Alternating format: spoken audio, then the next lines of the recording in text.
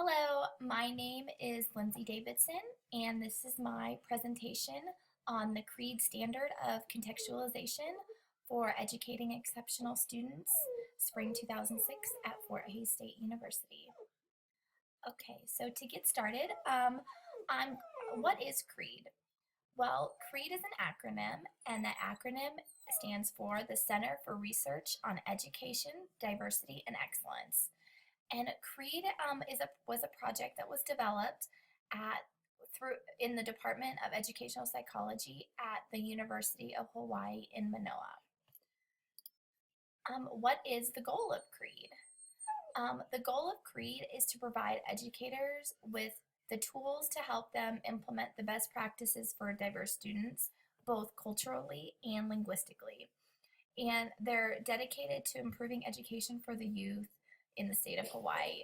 In addition to that, they also provide classes for educators, so educators can have these same tools wherever they're located. So they want to expand this idea not just in Hawaii. Okay, in CREED, they came up with 7 standards, and the 7 standards are: number 1, joint productive activity; number 2, language and literacy development; 3 is contextualization; 4 is complex thinking; 5 is instructional conversation; 6 is modeling; 7 is child-directed activity. For this presentation today, I'm only going to be talking about contextualization, but at the end of the presentation, I will give the resources for you to go back and explore the other standards if you like. Okay, contextualization. According to CREED, this is defined as connecting the school curriculum to a student's prior knowledge and experience from their home community. CREED is, they're mostly working with, most of their research and development is done with early childhood education, and a lot of their examples pertain to early childhood. So a preschooler, for instance, is going to not have a lot of previous educational knowledge, but they do have a lot of knowledge about the world around them, about their family life, about where they grow up. So contextualization is basically taking what they know and applying it to new ideas and new lessons to expand their knowledge in other areas. How is the standard of contextualization achieved? Well, according to CREED, they have 3 examples of how this is achieved. The first one is that by integrating new academic knowledge and with children's home, school, and community knowledge. The second is assisting children in making connections between school and their personal experiences. And number 3 is helping children reach a deeper understanding of the academic material through the deeper personal connection. Okay, I have a video here that we're just going to watch the first few minutes of that really does a great example of explaining the concept of contextualization. Do you guys remember the wraps that we made? Kind of get up so you can see. Remember the wraps we made? Exactly, you helped with the wrap, yeah. I need to Randy. Remember the wraps when we were over here? Yeah. What happened to the car? Yeah, remember using those blocks? You guys want to make some wraps today? Yeah. You know what? Today, I was, Christian, can you come sit over here so you can see? You can't see? Okay, I think you guys are good. How about we move over this way? Christian, come sit over here. Okay, you know, before when we were walking up from breakfast, I noticed some wraps that we had in school. Do you guys know where we would have any wraps in school? Let's think. Do you have in your house? What do you use those for? Huh? To play with objects? You have that? Oh, the iPad. You know, it kind of looks like a ramp, yeah? Huh? A toy. You know what? Let's look at some of the pictures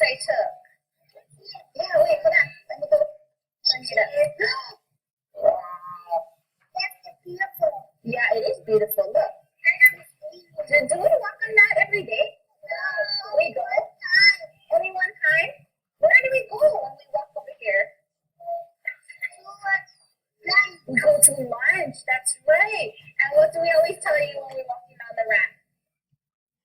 Go fast or go slow? Go slow. Because why? Some of us go fast down there. What's going to happen if we walk too fast down here? Huh? What's going to happen if we walk too fast when we go down? We're going to fall, yeah. Sometimes we lose our balance. Yeah. Do you want to see another picture? Okay. Well, look. There's another ramp in our school. Where do you see this one? The playground. Yeah. And do we walk down this ramp? No. What do we do? You do this? What does this do? What do we do exactly? When you go on something, when you go on something like this, what do you do? Daddy said you go like this. You lie down on it? You go sleep on there? No, lie down. You lie down? You don't walk up? No. Do you know what this is called? If we do the yellow one is to the yellow one, yeah, we don't look at the yellow one too. But what is this? What do we do with that? Zachary, can you see? Jingling, what do you do with this? Okay, so in this video, the teacher does a really great job of explaining ramps to the students.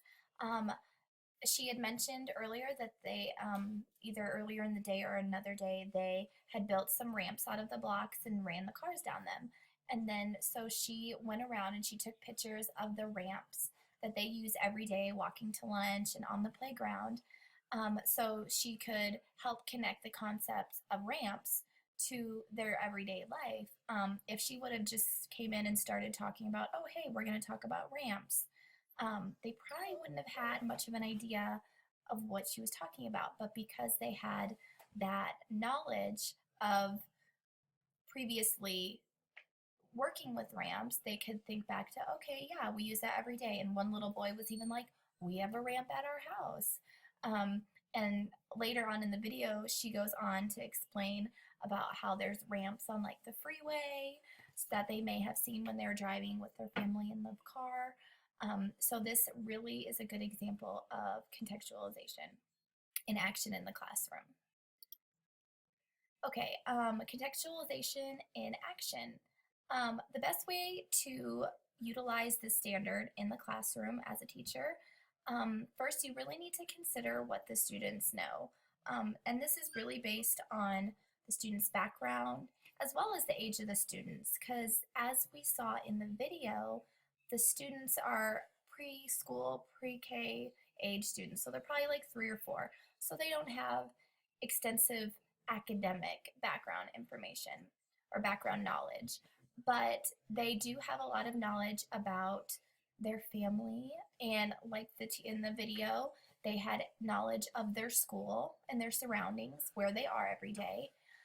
So first you really need to consider what they know. And as far as background, if you're in a culturally diverse classroom, you might want to consider what each student might know based on their culture and their family background. The next step you want to do, once you know and have a good understanding of what your students know, is you want to build on that knowledge from what they know. So you want to introduce the new concept and connect it to what they already know. There's another video on the CREED website, which my last slide, I have that information for you.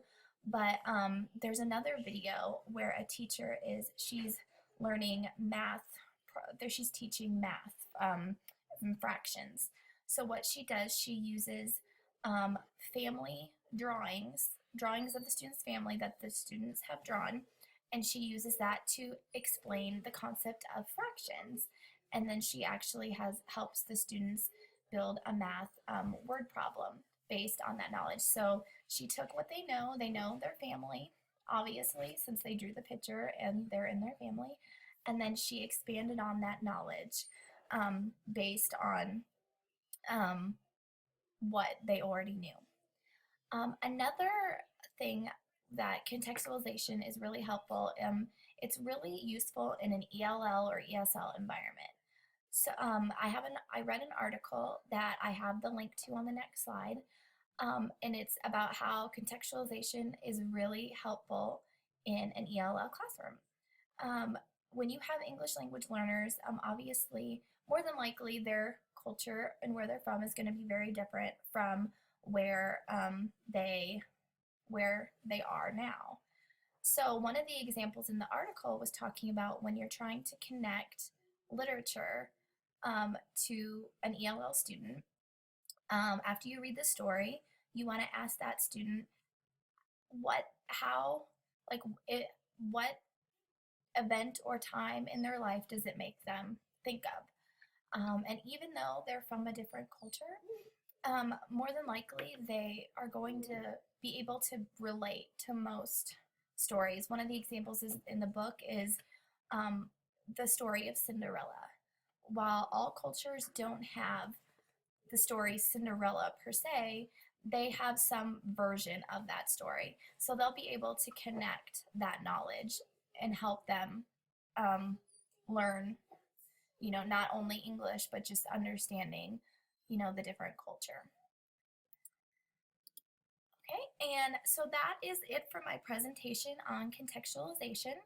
I've added my references and additional resources, the ELL resource is the second one there on the screen, the Connect Students' Background Knowledge to Content in the ELL Classroom. And then there's also a good one, Overcoming Textbook Fatigue, where it just talks about incorporating students' background knowledge into the curriculum. And then I've also added the link for the Center for Research on Education, Diversity, and Excellence, which is the CREED website. So you can go back there and review all the other standards. I thank you very much for listening to my presentation, and I hope you have a great day. Thanks.